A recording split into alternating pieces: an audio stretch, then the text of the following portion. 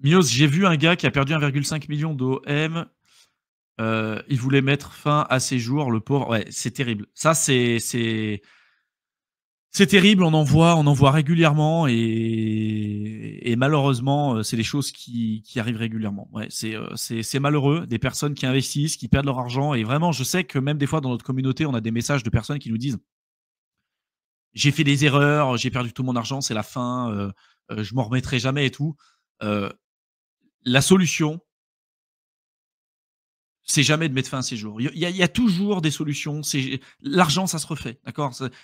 La réponse, ça n'a jamais été de mettre fin à ses jours. S'il y a besoin d'aide, il faut demander de l'aide de sa famille, il faut en parler. Il y a des numéros, il y a des personnes qui sont spécialisées là-dedans. La solution, c'est jamais ça. L'argent, ça se refait. La vie, par contre, ça se refait pas. Et tout peut être récupérable, d'accord. Tout est récupérable. Et j'ai plein d'exemples autour de moi qui ont vécu des situations de surendettement, des périodes très compliquées. Et à chaque fois, il y a des solutions qui peuvent être trouvées, d'accord.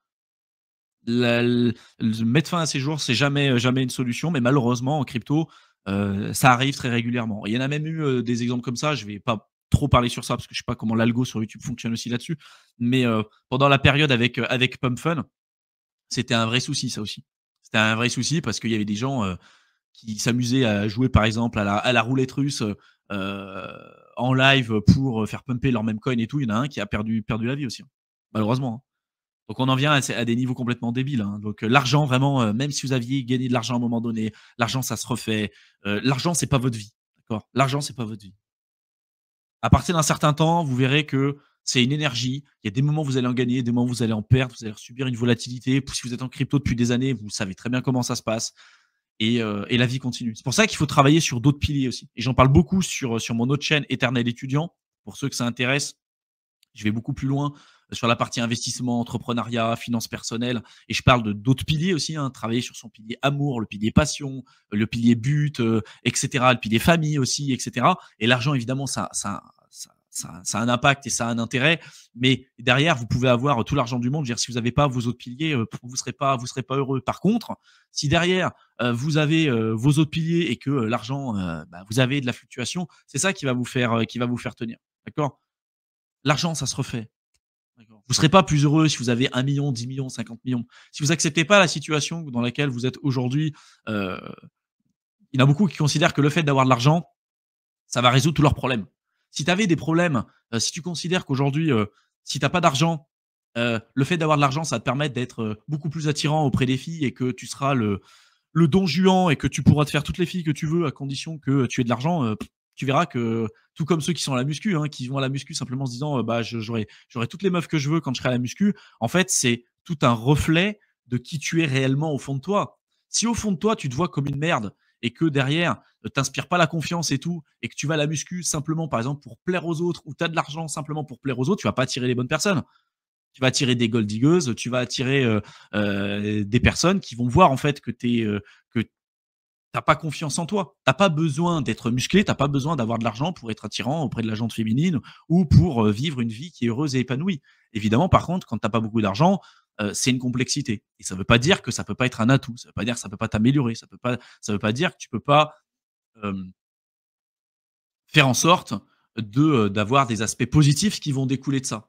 Mais beaucoup de gens considèrent que ça va être leur porte de sortie. Que les tares qu'ils ont aujourd'hui, simplement parce qu'ils n'ont pas corrigé la simple vision qu'ils ont d'eux-mêmes, ils s'acceptent pas aujourd'hui et que d'avoir de l'argent, d'avoir du muscle ou de bien s'habiller, c'est ça qui va leur permettre d'avoir tout de suite la confiance en eux et le respect des autres. C'est pas le cas. Tu peux très bien être pas riche, pas musclé ou ce que tu veux et pour autant avoir hyper confiance en toi et être sûr de qui tu es, de ta valeur et d'être pleinement en confiance et attirer les bonnes personnes simplement parce que tu as fait la paix avec toi-même et parce que tu t'acceptes tel que tu es. Tu es ton seul point de référence. Et ça, malheureusement, tu as beaucoup de gens qui ne le pensent pas. Donc c'est pour ça que je le dis que toutes ces choses-là, c'est hyper important. Et tout ça, ça rentre dans l'état d'esprit, hein, d'accord. Ce que je dis, ça rentre dans l'état d'esprit, ça va bien au-delà de la partie purement crypto. Parce que la volatilité qu'on a en crypto, elle est tellement extrême. Et on a l'impression que quand ça augmente, c'est bon, on est un génie, on a notre valeur qui augmente et du coup, on a l'impression qu'on va être plus apprécié et que notre valeur et notre vie, notre bonheur va découler de ça. Et on ne peut pas avoir 100% de notre vie et de notre valeur personnelle et de comment on se perçoit qui est aussi volatile que la volatilité auquel on s'expose à la crypto. C'est pas possible. Si aujourd'hui, à chaque fois qu'il y a une volatilité, vous avez votre bonheur en fait qui fait comme ça, vous pouvez le tenir pendant 1 an, vous pouvez le tenir pendant 2 ans, 3 ans. Mais à un moment donné, c'est plus possible. Et à un moment donné, c'est pas possible. On doit pouvoir vivre notre vie et ne pas considérer que notre valeur en tant que personne est liée à notre valeur de portefeuille ou est liée à notre IMC ou est liée à notre manière de nous habiller, etc. D'accord. Ça ne veut pas dire que ça ne peut pas avoir un impact, ça ne veut pas dire qu'on ne peut pas s'améliorer, ça ne veut pas dire que. D'accord, ça aussi évidemment. Mais attention, parce que si demain vous avez un portefeuille à 1,5 million et que vous n'avez pas pris de plus-value et que demain ce truc-là, ça se casse la gueule, il ne faut pas que vous vous disiez ouais, que vous valiez plus rien simplement parce que votre portefeuille a baissé. Vous avez appris énormément de choses, vous avez fait des erreurs et on peut toujours s'améliorer. On peut toujours se dire, OK, là j'ai fait une erreur, ça je ne le ferai pas la prochaine fois et j'abandonne pas et je continue et je gère mieux mon risque, etc., etc. C'est à la fin qu'on fait les calculs, hein, c'est sur la ligne d'arrivée. Hein. C'est pas au début. Et des personnes qui ont eu des sommes d'argent super élevées, qui ont tout perdu pour après se refaire et qui ont tout perdu, qui ont pu tout se refaire. Jesse Livermore, hein, vous pouvez y jeter un coup d'œil. Hein, Jesse Livermore, l'un des meilleurs traders de tous les temps, ça a été ça. Hein. D'accord. Bon, j'en parle beaucoup sur mon autre chaîne YouTube, Éternel étudiant. Je ne vais pas trop rentrer dans le détail là-dessus.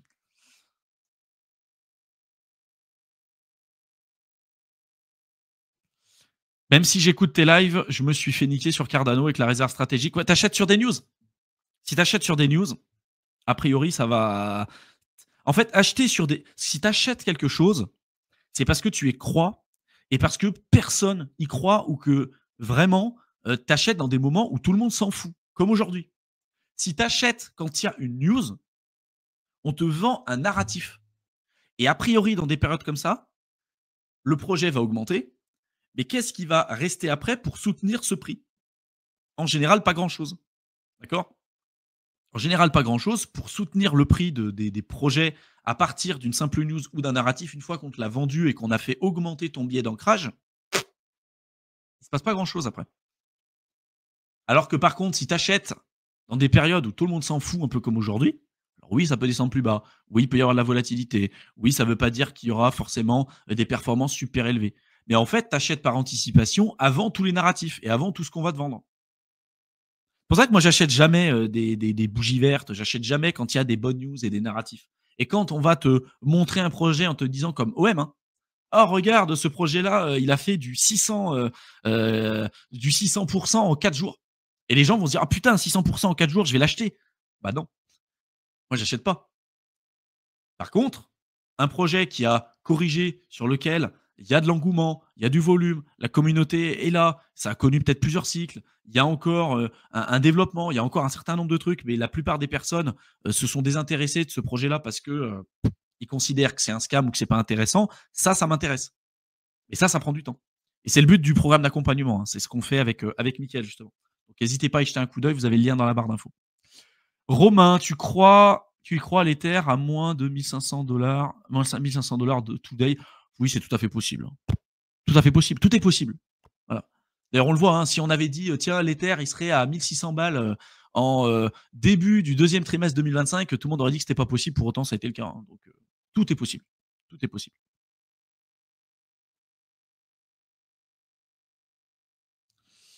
Le pump de Mantra, le prix peut-elle se refaire à long terme? Tout peut se refaire. Tu vois, j'ai envie de te dire, tu peux dire, tiens, est-ce que le FTT, il peut repumper en bull run, sachant qu'en bull run et en alt season, tous les alts, même les pires scams, augmentent? Oui. Est-ce que tu as envie d'aller prendre ce risque là-dessus alors que des projets, tu en as des millions? Est-ce que tu as envie de prendre le risque sur des projets comme ça? Fais-le. Hein. En fait, si tu es un trader et que tu trades la volatilité et qu'il te faut de la volatilité, des projets comme ça, c'est golden. Hein. Tu fais ce que tu veux. Hein. Tu vois, c'est génial. Si tu es très bon là-dedans, tu fais de la thune, il n'y a pas de problème. Mais si tu es investisseur long terme et que tu n'as pas une vision sur, je sais pas, 3-4 mois, mais que tu as une vision sur plusieurs années, pourquoi tu irais investir là-dessus? Pourquoi? Là, c'est avoir une volonté de se faire du mal. Hein, d'accord? Hein. Ou alors, c'est ton ticket de loterie. Tu dis, allez, vraiment, j'y crois. Je pense que c'est super. Fondamentalement, c'est génial. Je le fais. Mais il faut faire ton analyse. Il faut pas juste te dire: «Je vais dessus parce que mon billet d'ancrage et le prix auquel il s'est pété la gueule, c'était, 8 balles 5, 8 balles 6. Donc aujourd'hui, il a 75 centimes ou 60 centimes. Donc s'il remonte à l'ATH, je fais tant d'argent». Tu peux te faire autant de calculs comme ça, mais ça, c'est des gros billets d'ancrage, hein. Tu peux refaire pareil sur la partie Luna, hein.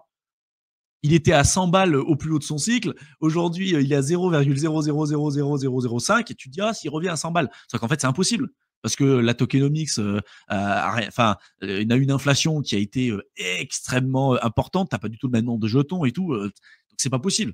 Et en fait, la plupart des gens, c'est ça, c'est ils se disent: «Tiens», la seule analyse qu'ils font, s'ils regardent le projet où est-ce qu'il est aujourd'hui et ils se disent: «Tiens, s'il revient à l'ATH, je fais de l'argent».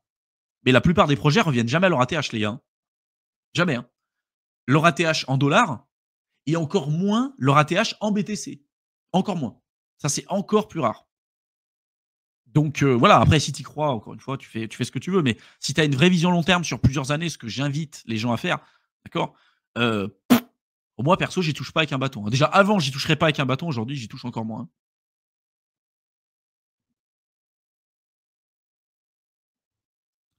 Marty qui dit: «Je pense plutôt qu'actuellement la stratégie de JP Mulin est de faire croire qu'il est innovant en sauvant Mantra, pour refaire des arnaques plus tard». C'était sa troisième arnaque là, exactement. Et en fait, tu vois, ce que dit Marty, c'est hyper important. C'est qu'en fait, vu que les gens font pas leur analyse, ils se rendent pas compte qu'en crypto, il y a des serial scammers. Genre des mecs qui ont lancé une merde, qui a pas marché. Ils ont pris de l'argent, ils ont levé de l'argent, ils ont fait un scam. Ils sont partis avec la caisse. Ils ont relancé un nouveau projet. Ils ont refait un scam. Ils relancent un nouveau projet. Ils ont refait un scam. Alors qu'en fait, si tu regardes sur Internet, tu peux rapidement trouver les anciens projets que cette personne-là a fait et tout, et regarder les anciens scams. Et qu'a priori, un mec qui a lancé 3 projets, 3 gros scams, et 3 fois il s'est barré avec la caisse, la quatrième fois il relance un truc, est-ce que c'est une bonne chose? Très souvent, c'est des gens qui sont très bons en marketing, hein. Très très bons en marketing, ils arrivent à créer un truc, mais ça se termine toujours pareil, et très rarement dans le bon sens du terme pour la plupart des investisseurs retail, malheureusement. Donc je suis d'accord avec toi. Toujours creuser l'historique des personnes sur lesquelles vous décidez d'investir. Ça ne sera pas non plus un gage de qualité, hein. Des fois, vous allez tomber sur des mecs. Vitalik, typiquement, c'était le premier projet, hein, Ethereum, hein, qu'il lançait, hein. Ça a été la licorne. Alors, il y a des personnes, il aura fallu plusieurs, parce qu'aussi, on est quand même sur comme l'équivalent un peu des startups, quoi. La grosse majorité des projets se développent pas. Des fois, c'est pas voulu. C'est comme ça, c'est le marché. Mais vous pouvez avoir des personnes qui sont spécialisées dans le scam. Des mecs, ils vont faire genre, ils sont innovants, ils vont commencer à trash talker d'autres fondateurs de projets, ils vont commencer à dire: «Nous, on crée des infrastructures», ils vont créer des termes techniques dans leur white paper, qui sont très souvent des copier-coller d'autres white papers et d'autres projets en disant: «Nous, on est innovants, on a de la techno, on a des trucs», et ils vous vendent quelque chose, ils vous vendent un narratif. Toujours vous pensez dans votre tête: «C'est quoi le narratif? C'est quoi qu'on me vend?» Parce que souvent, on va vous dire: «Regardez, nous, on a tel type de consensus. Regardez, nous, on a tel type d'innovation. Notre blockchain, elle fonctionne comme ça. Regardez les partenariats, les machins». On vous vend quoi là? Vous, ce que vous achetez, c'est un token. D'accord? C'est un token. Vous n'avez pas une part dans l'entreprise. Vous n'avez pas des parts, vous n'êtes pas actionnaire de la boîte. Vous n'avez pas des droits dans la boîte. Vous avez le droit à rien. D'ailleurs, même si vous avez des droits, avec les DAO, ça pue la merde. C'est pas des vrais droits. D'accord? On sait très bien qu'en plus, c'est du gros foutage de gueule. C'est pas opérationnel, ça marche pas, les DAO. Enfin, bon, je trouve que c'est vraiment pourri. Mais on vous vend donc un token, mais surtout derrière, une belle histoire. Qu'est-ce qu'il y a de concret? Si derrière vous achetez du Bitcoin, vous avez un historique, vous avez une résilience, vous avez des performances, vous avez quelque chose, d'accord? Vous savez ce sur quoi vous allez vous placer, d'accord? Sur l'Ether, c'est pareil. Vous avez une historique, vous avez des utilisateurs, vous avez des applications décentralisées, vous avez quelque chose. Il y a beaucoup de projets qui vont vous dire: «Nous, aujourd'hui, on n'a rien, les gars. Vous inquiétez pas, mais donnez-nous 100, 200, 300 millions et vous inquiétez pas, on va créer un Ethereum killer, on va créer quelque chose qui va être super». Mais aujourd'hui, il y a rien. Il y a pas d'utilisateurs, il y a pas de MVP, il y a rien. Et le nombre de projets qui feront ça, c'est énorme parce qu'ils créent une hype, parce qu'ils arrivent à créer un truc. EOS, c'est la plus grosse ICO de toute l'histoire de la crypto, c'est 4 milliards de levée de fonds pour un projet qui a créé 3 dApps et qui s'est pété la gueule. Et les mecs, ils ont gagné plus de thunes, truc de fou, hein. Ils ont gagné plus de thunes parce qu'ils ont levé de l'argent en Bitcoin et ils ont gagné bien plus d'argent en faisant du buy and hold sur du Bitcoin qu'ils ont levé que simplement en développant leur projet. Et aujourd'hui, ça fait partie des projets qui ont les plus hautes trésoreries simplement parce qu'ils ont levé énormément d'argent et que le Bitcoin a pris énormément de valeur depuis. Et c'est ça la réalité. La réalité, c'est un truc de fou. Et du coup, il faut vraiment que vous arriviez à faire attention à ça et de prendre le temps. Vous n'êtes pas obligé d'avoir 50, 60 projets en portefeuille. Déjà, si vous en avez 4-5 en portefeuille, c'est très bien. Si vous êtes débutant, 4-5. Nous, dans le programme d'accompagnement, typiquement, on en a 8, 9. Et on est à plein temps en crypto. Hein. Et ça demande un temps qui est monumental, qui est monstrueux. D'accord? Il faut le suivre, tout ça. Donc, si vous avez un job salarié à côté, qu'a priori, vous n'avez pas envie de passer comme nous énormément de temps à regarder ce qui se passe en crypto, machin, restez sur quelque chose de plus petit. D'accord? Arrêtez de partir sur 50 projets, parce que souvent, c'est de la fausse diversification. Et si vous ne maîtrisez pas ce que vous faites, vous allez vous faire avoir.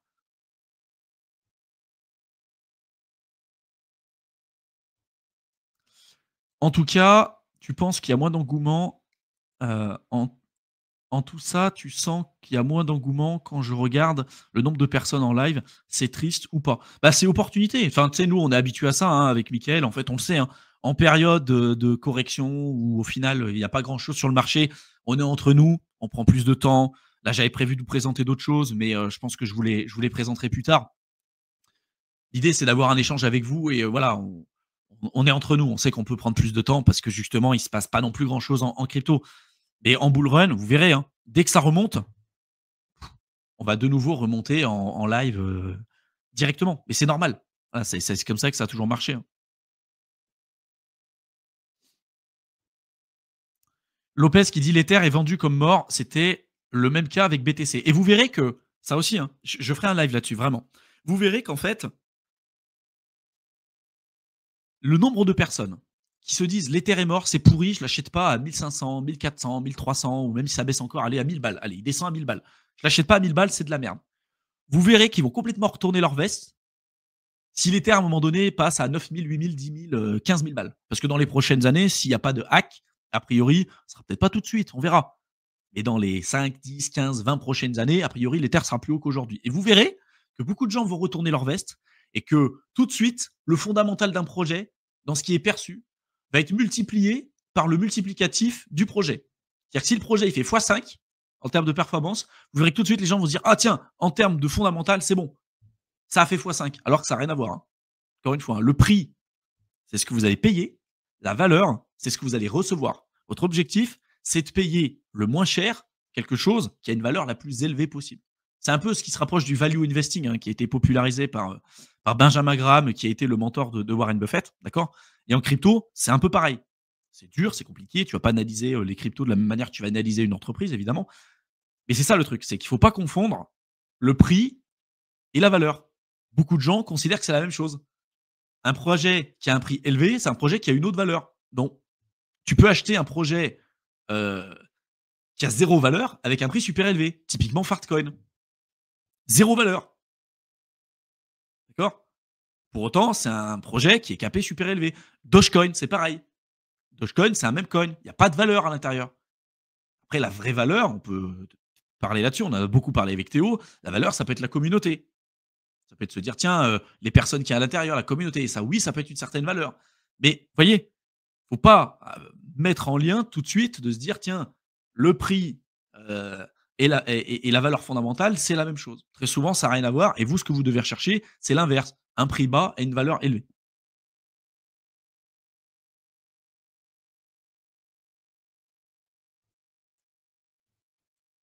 Pour ceux qui n'auraient pas suivi, Marty a fait une vidéo un peu plus d'un mois sur le projet Mantra pour conclure que c'était un authentique scam. Eh bien, écoute, on en est venu sur la même conclusion. On en est exactement tombé sur la même conclusion. En fait, c'est ça, les gens, ils regardent pas l'historique. Il y avait un mec, putain, j'ai plus son nom, en 2017-2018, c'était pareil. Le mec, il avait lancé mais un nombre de scams, je crois qu'il en était à 15. Et les gens, ils continuaient de lui filer de la thune. J'ai plus son nom, j'ai sa tête là, je vois sa tête, j'ai plus son nom. Et le mec, il en a lancé, il en a lancé, il en a lancé. Et c'était un truc de fou, les gens ne vérifiaient pas. Ils se disaient non, mais c'est bon, cette fois-ci, ce sera différent. Mais putain, un mec qui a lancé 10 scams avant, et à chaque fois, il n'a jamais terminé ses projets. A priori, pourquoi il terminerait celui-ci, quoi. Mais bon, c'est un truc de fou. Franco, personne ne fait d'analyse fondamentale. Juste tu demandes aux personnes, faites Ils font quoi de concret? Combien de salariés? Quelle adoption? Quel revenu? Souvent, ils n'ont pas de réponse. Mais oui, mais c'est pour ça que la majorité des gens perdent des thunes en crypto. Parce qu'en fait, ils s'attendent à avoir des. En fait, on sait très bien que la majorité des gens en crypto perdent des thunes. D'accord. Et on se dit toujours, moi, je serai différent. D'accord. La plupart des nouveaux, ils arrivent, moi, je serai différent, moi, je suis plus intelligent, donc je regarde des vidéos sur YouTube, donc je vais, je vais me former, etc. Sauf qu'en fait, tu regardes les mêmes contenus que tout le monde, tu vas suivre les mêmes recommandations que tout le monde, et du coup, tu vas obtenir les mêmes résultats que tout le monde parce que tu t'es pas formé, tu n'as pas un esprit critique, un esprit contrarien, et donc tu vas finir par perdre des thunes. Et en fait, c'est la raison pour laquelle justement la plupart des mecs perdent des thunes parce que en soi, les projets qui sont présentés, ça peut très bien ne pas être des purs scams ou des arnaques, mais est-ce que la valorisation des projets que tu as aujourd'hui sont équivalentes à ce qui est apporté par rapport à d'autres concurrents, et cetera. Mais vu que la majorité, en fait, sont même pas capables de faire une comparaison de projet et de se dire: «Tiens, celui-là, il propose ça, mais en fait, sa valorisation, elle est 3 fois plus élevée qu'un projet qui fait 10 fois mieux», il y a peut-être un problème. Mais en fait, en crypto, avant tout, vu que c'est sur de l'argent, on est sur des achats émotionnels. Les gens, ils achètent parce qu'ils supportent une équipe de foot et parce qu'ils se disent: «C'est bon, là, j'ai investi sur ce projet, je crois au fondateur, il va me vendre tout un tas de trucs, il va me vendre tout un tas de narratifs» et ça se termine toujours pareil. Et je suis d'accord avec toi, hein. Les gens ne font pas d'analyse parce que déjà, ils n'ont pas les connaissances, ils veulent pas se faire chier, ils veulent pas passer du temps à suivre ce qui se passe et du coup, ils perdent des thunes et ils considèrent que la crypto, c'est de l'arnaque. Au final, ça laisse de la place pour des personnes comme nous qui feront le travail. Si vous faites le travail, vous verrez que vous vous en sortirez beaucoup mieux, hein. Peut-être pas sur le court terme, d'accord, ça prend du temps. Mais si vous avez compris que la crypto sera là dans les prochaines années, elle est amenée à rester et tout, vous verrez que vous allez vous en sortir bien mieux que d'autres personnes qui seront toujours en train de se dire: «Non, mais je vais attendre que ça va monter, j'achète le dernier truc à la mode et tout», parce que c'est des gens, vous verrez, hein, ils vont passer complètement à côté de l'innovation Bitcoin et complètement à côté de l'innovation crypto. Tu as des mecs qui seront là depuis 20 cycles et les mecs, ils seront toujours en train de paniquer quand il y aura 10 de correction sur le marché crypto. Alors que pour autant, des cycles, on en aura connu, hein. Mais ça, c'est valable de partout. Enfin, franchement, moi, je le vois sur mon autre chaîne Éternel étudiant, quand je parle de bourse, d'investissement et tout, heu, je le vois, je le vois tout le temps, quoi. Genre, dès qu'il y a de la baisse, dès qu'il y a une incertitude, les mecs disent: «C'est la fin, c'est la fin, c'est la fin». Parce qu'ils ont investi dans des boîtes dans lesquelles ils ne croient pas, parce que quand il y a une volatilité, les mecs ils se disent c'est pas attendu, que dès que ça baisse, ils se disent ça peut descendre plus bas, donc je vais vendre et je vais attendre que ça descende plus bas pour acheter. Et quand bien même ça baisse, ils rachèteront pas plus bas parce qu'ils considéreront que ça peut toujours descendre plus bas. Et quand ça monte, ils prendront pas de plus-value. Enfin, en fait, on retrouve exactement la même chose, sauf qu'en crypto, c'est sous stéroïdes et que les rendements et les résultats, euh, vu qu'on est sur des profils souvent beaucoup plus débutants en crypto, les mecs se font éclater. Et on le dit, hein, c'est un passage obligé, c'est super important et tout, mais notre discours, je sais qu'il attire pas les gens. Parce que tu en as d'autres qui vont dire: «Mais non, vous inquiétez pas les gars, achetez ce projet-là, vous allez gagner de l'argent. L'alt season, ça arrive. L'alt season, ça arrive les gars, achetez. Vous allez devenir riches». Nous, on n'a jamais fait ça. Parce que c'est pas comme ça que ça marche. Mais sauf que ça, la réalité, c'est que les gens veulent pas entendre ça. En crypto, les gens veulent entendre: «Ça va pumper, je vais devenir riche, je vais gagner de l'argent, je suis early». Mais ils ne savent pas non plus le prix à payer d'être early. Parce qu'il y a un prix à payer, hein. Être early en Bitcoin en 2010, il y en a beaucoup qui disent: «Moi, je veux être early sur Bitcoin et si j'avais investi sur Bitcoin en 2010, je serais riche aujourd'hui». Mais tu n'aurais pas été riche en 2010 pour les mêmes raisons que tu n'es pas riche aujourd'hui. Tu aurais vendu et tu aurais perdu tes Bitcoins en 2010, tout comme aujourd'hui, tu perds de l'argent. Il y avait des mecs qui me disaient: «Aujourd'hui, c'est un cycle qui est compliqué». Je suis d'accord, c'est un cycle qui est plus compliqué qu'avant, mais c'est facile, vous avez gagné de l'argent parce que 2017 et 2021, c'était des cycles qui étaient faciles. Pardon? C'est des cycles qui étaient faciles. La majorité des types qui étaient en crypto ont perdu des thunes, hein. 2017, 2021, et cetera. Et que pour les mêmes raisons pour lesquelles tu as perdu de l'argent aujourd'hui, en 2017 et en 2021, tu en aurais perdu aussi. C'est ça la réalité. Et qu'en fait, les mecs, ils te disent tout le temps, c'est facile, parce que facile avec le recul, tu vois le graphique, tu te dis, ah bah oui, ça a augmenté. Sur le coup, le nombre de FUD, le nombre de critiques, la peur, l'anxiété, les questionnements que tu avais, ça a été de tout temps. Ça a été de tout temps. Et aujourd'hui, c'est encore pareil. On est encore en train de se poser des questions, de se dire: «Tiens, comment ça va se passer, machin?» Et on verra. Dans 5 ans, si l'Ether, il est à 20 000 balles, on se dira: «Ah bah putain, vous aviez eu de la chance à l'acheter à 1 600 balles. Vous aviez eu de la chance, les gars. Tu avais la même chance, hein, de l'acheter à 1 600 balles. Simplement, tu l'as pas fait. Toi, tu l'as acheté à 19 000. Et du coup, tu vas te taper le bear market». Et c'est toujours pareil. y a pas de chance, d'accord? Il y a surtout être capable de prendre le risque et de l'accepter et de se dire que dans des périodes d'incertitude, parce que c'est de l'incertitude, c'est généralement là qu'on a les meilleures opportunités. Et que dans des périodes comme celle-ci, si on a une vision long terme, c'est généralement là qu'on a les meilleurs prix, les meilleurs points d'entrée, et cetera, et cetera. Est-ce que ça peut descendre plus bas? Oui, mais en fait, c'est le prix à payer. Cette incertitude, justement, tu la payes parce que tu sais pas où est-ce que tu vas. Et quand il y a plus d'incertitude et quand tu considères que tout va monter, que tout va être génial, que tu vas gagner de l'argent et qu'il y a plus de risque, que tu sors la variable risque de l'équation, c'est là où ça pue la merde. C'est là où tu es dans un phénomène de bulle. Et que c'est toujours plus facile de refaire l'histoire quand tu connais en fait l'historique, d'accord? De te dire: «Ah bah oui, acheter de l'Ether à 100 balles en 2018, tu as eu de la chance». On a fait des vidéos à cette époque, hein. Combien de personnes ont acheté, l'Ether à cette période-là? Personne. On se faisait insulter. On se faisait insulter. Tout comme là aujourd'hui, hein. Quand on parle, du fait que, l'Ether, on considère que c'est sous-évalué, qu'on continue d'acheter, qu'il y a plein d'alts qu'on continue d'acheter, qu'on partage dans le programme d'accompagnement. Nous, on est encore acheteurs aujourd'hui, hein, d'accord, hein? Parce qu'on accepte ce risque. Et malgré ça, tu as plein de gens qui vont te dire: «C'est pourri, c'est la fin, machin», tu pousses les gens à faire n'importe quoi. Et ça sera les mêmes personnes qui retourneront leur veste quand ça repartira à la hausse. Parce qu'à un moment donné, les bear markets, ça dure pas éternellement, tout comme les boules. Il y a un moment donné, ça va se retourner. Et quand ça va se retourner, vous verrez que tous les gens vont commencer à retourner leur veste. Ça a toujours été comme ça. Ça a toujours, toujours, toujours été comme ça. Les investisseurs crypto, c'est comme les électeurs français. Pourquoi vous avez voté pour lui? Je sais pas. Il est beau, il est beau, il est frais, il est jeune. Bah, exact. Putain, c'est exactement ça. Mec, tu m'ôtes les mots de la bouche, c'est exactement ça. J'ai fait une vidéo sur ma chaîne Éternel étudiant où j'avais expliqué justement, j'ai fait une vidéo pourquoi je m'étais désintéressé de la politique. Pourquoi la politique ne m'intéresse pas. Évidemment, j'ai des idées, il y a des bords sur lesquels je vais plus me rapprocher que d'autres. Mais pourquoi je me suis totalement désintéressé de la politique, c'est principalement pour ça. C'est un peu le sketch de South Park avec le sandwich au caca ou la poire à lavement, là, pour ceux qui l'ont vu. Voilà.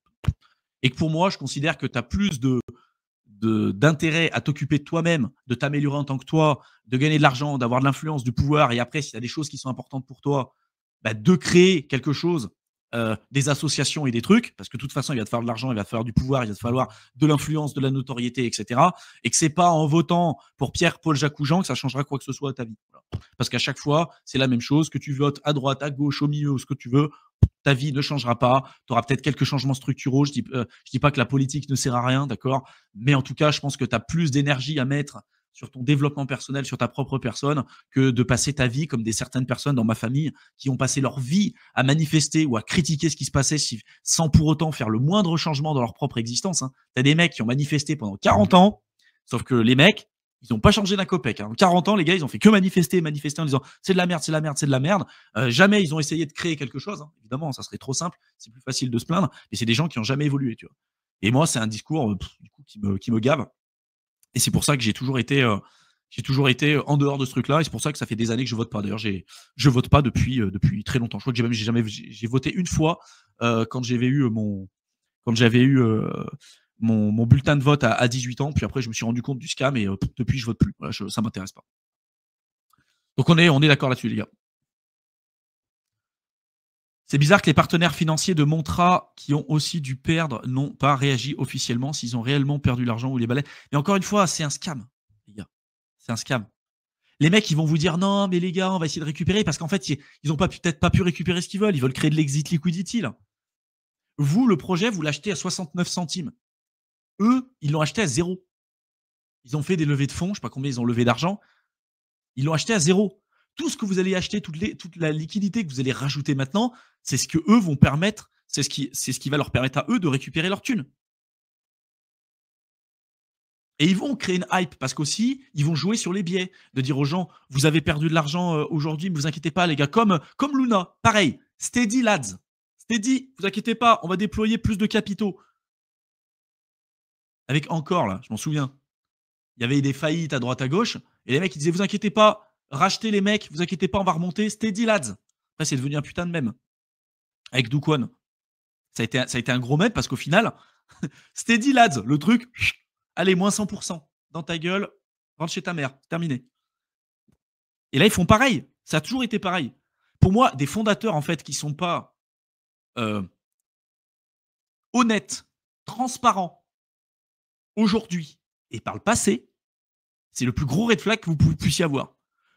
Moi, j'apprécie les projets, même quand il y a des merdes, et les fondateurs qui acceptent et qui disent: OK, les gars, là, il y a une merde, on va corriger le truc, voilà ce qui se passe, en toute transparence. Parce que ça prouve qu'il y a une volonté de s'améliorer. Les mecs qui racontent des conneries et qui viennent te dire: non, mais il se passe rien. Et au final, derrière, tu te rends compte en faisant tes recherches que justement, il y a plein de trucs qui vont pas. Machinsky, ça a été pareil. Hein. Machinsky qui disait aux gars: vous inquiétez pas, les mecs, il n'y a pas de souci avec Celsius, vous pouvez retirer votre pognon quand vous voulez, vous pouvez, il n'y a pas de souci, on est solvable, on est solvable. Alors que lui savait très bien qu'il n'était plus solvable. Il y a des dates qui étaient sorties. Il savait très bien qu'il n'était plus solvable et que sur ces mêmes périodes-là, lui, il en profitait pour sortir des thunes. Et il disait à leurs clients d'acheter. Moi, je trouve ça assez fou. Je trouve ça fou. Et les gens ne se rendent pas compte, mais c'est un milieu, la crypto, c'est un milieu de pourri. C'est un milieu de pourri. Alors oui, c'est hyper intéressant, oui, c'est génial, c'est machin, mais c'est pas tout rose. Hein. C'est loin, loin, loin d'être tout rose. Et si beaucoup de personnes restent sur les carreaux, c'est pas pour rien. C'est pas pour rien.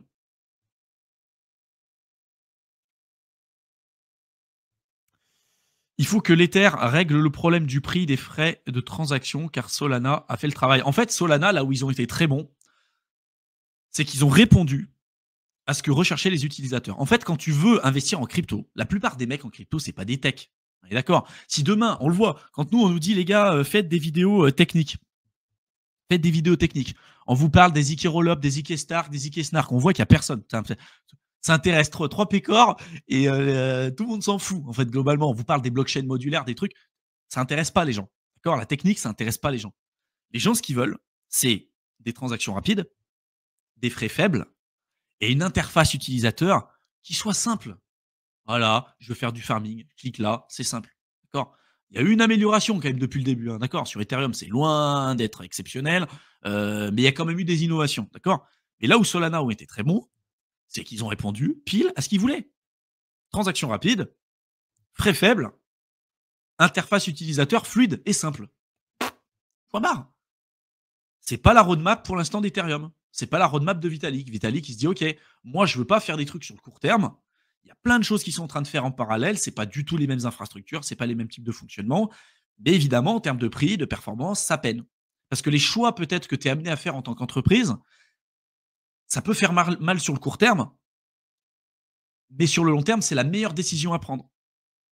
Et il y en a beaucoup, ce qu'ils font, c'est qu'en crypto et en politique, c'est un peu pareil, c'est on prend que des décisions court terme. Parce que la demande, elle est comme ça court terme. Sauf qu'à un moment donné, bah, si par exemple, il y avait une boîte comme ça, j'en ai parlé sur Eternal étudiant, j'ai plus le nom. Et il faudrait que je retrouve le nom. Mais en gros, c'était une boîte qui bossait dans le pharmaceutique. Et il y a un mec qui a racheté cette boîte. Et c'était une boîte qui fonctionnait très très bien, d'accord. Peut-être qu'il y en a certains qui se souviendront du nom. J'ai plus le nom. Donc c'est une boîte qui fonctionnait très très bien, qui avait des belles marges et tout. Et puis, il y a un moment donné où ça a commencé un petit peu à se casser la gueule. C'était les années 80-90.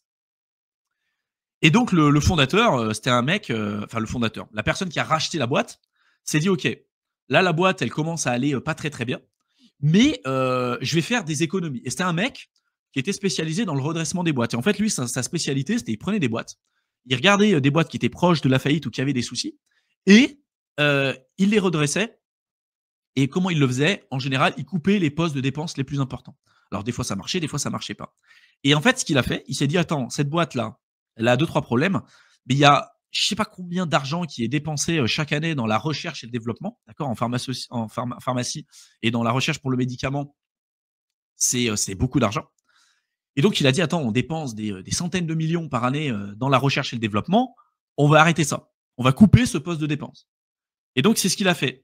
Et donc, il a fait la une des journaux, il est passé sur Forbes, le mec qui a redressé la boîte. La boîte, elle a fait des profits extraordinaires.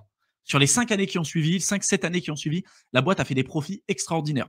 Elle a gagné énormément d'argent, les marges étaient super élevées, les actionnaires étaient hyper contents. Et le mec, c'était le cador, c'était le dieu vivant. C'était vraiment le mec, il a réussi à remettre sur pied une entreprise qui était au bord de la faillite, vraiment super. Alors qu'en fait, il a juste coupé la recherche et le développement.